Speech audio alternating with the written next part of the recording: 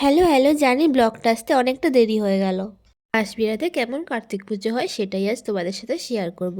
যারা আবার শর্টসগুলো দেখেছো তারা তো কিছুটা দেখেছোই, আর বাকিটা এই ব্লগে দেখতে পাবে। পুরো কাশ্মীরে সেজে উঠেছে লাইটে, খেজুর লাইটগুলো খুব ইউনিক, আমি এই প্রথমবার দেখলাম। আজকে এখানে প্রচণ্ড ভিড় হয়েছে, এই ভিড়ের মধ্যে ঘুরে ঘুরে ভিডিও করা একটু কঠিন, তবে তোমাদের জন্য সব কিছু। এখন আমরা বাঁশবেড়িয়া মিলনপল্লী প্যান্ডেলের দিকে যাচ্ছি। আগের বারের মতো ভিড় এবারে হয়নি, তবে ভালোই ভিড় আছে। আগের বার এটা সত্যি অসাধারণ করেছিল আদি যোগীনাথের মন্দির, কি দারুণ হয়েছিল সেটা। এখন আমরা চলে এসেছি প্যান্ডেলের সামনে। প্যান্ডেলটা বাইরে থেকে খুব সুন্দর করেছে, যদিও ভেতরটা সেরকম ডেকোরেশন নেই। তোমরা সবাই জানো যে বাঁশবেড়িয়াতে এক এক জায়গায় এক এক ঠাকুরের পুজো হয়, আর এখানে পুজো হয় নটরাজের। কিছুক্ষণ পরেই তোমাদের নটরাজের পুরো মূর্তিটা দেখাচ্ছি। ভেতরটা যতই সাধারণ হোক না কেন, ঠাকুরের দিকে তাকালে সত্যি আর চোখ সরানো যায় না, ঠাকুরটাকে এত সুন্দর লাগছে দেখতে। বড় ব্লগ এখন আর খুব একটা আনি না, যেহেতু শর্টসের মতো ভালোবাসা তোমরা বড় ব্লগে দাও না, তাই বড় ব্লগ আর তেমন করা হয় না। বড় ব্লগের ভিউটা যদি বাড়তে থাকে তাহলে আমি আস্তে আস্তে বড় ব্লগও বেশি করে আনবো।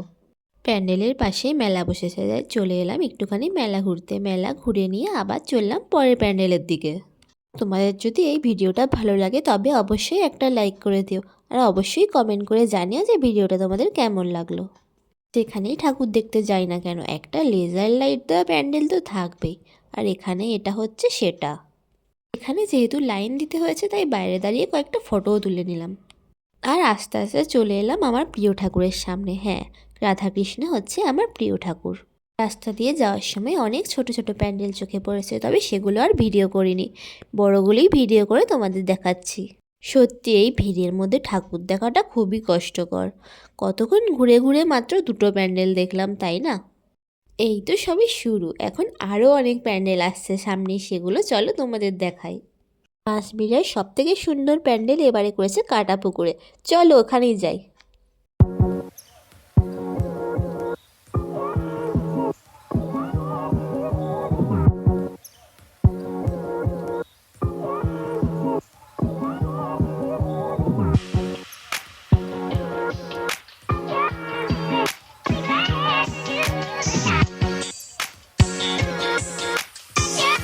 চলে এসেছি কাটাপুকুরের ইয়ংস্টার ক্লাবের প্যান্ডেলে। বাইরে থেকে দেখেই চোখ জুড়েই যাচ্ছে, তাই না? সত্যি কি অপূর্ব করেছে এই প্যান্ডেলটা। এখানেও লাইন পড়েছে, তবে বেশি লম্বা লাইন নয়, সহজেই ঢুকে যেতে পারবো। প্রতি বছর এখানে আলো দিয়ে খুব সুন্দর করে সাজায়, আলোই এদের বৈশিষ্ট্য। আর এবারে তো এক কথায় অসাধারণ করেছে। এখানে তারা কালীর পুজো হয়।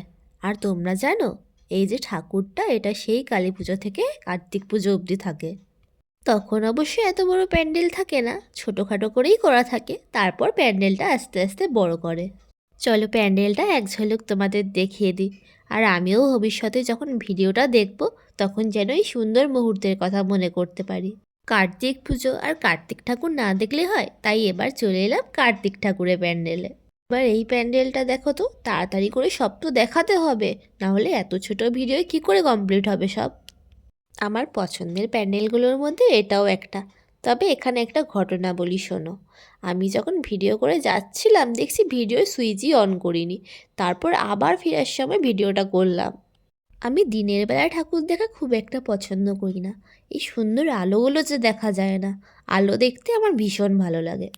চলো আরও একটা কার্তিক ঠাকুর দেখিয়ে দিই তোমাদের, তারপর যাব খেতে। অনেকটা রাত হয়ে গেছে, কিছু খাওয়া দাওয়া হয়নি। চিকেন ললিপপ আর কাবাব খেয়ে বেরিয়ে পড়লাম আবার ঠাকুর দেখতে। এখানের প্যান্ডেলটা প্রতি বছর খুব একটা বড় করে না, তবে এবারে দেখছি বেশ সুন্দর করেছে। যা যা, এত ভিড়ের মধ্যে এই প্যান্ডেলটার ভেতরটার বড় ব্লগ তো করাই হলো না, তাহলে শর্টসে গিয়ে দেখতে হবে তো, যাও গিয়ে শর্টস দেখে এসো। চলো এবারে এমন একটা প্যান্ডেল দেখাবো যেখানে বিষ্ণুর পুজো হয়, চলো সেটাও তোমাদের দেখিয়ে দিই।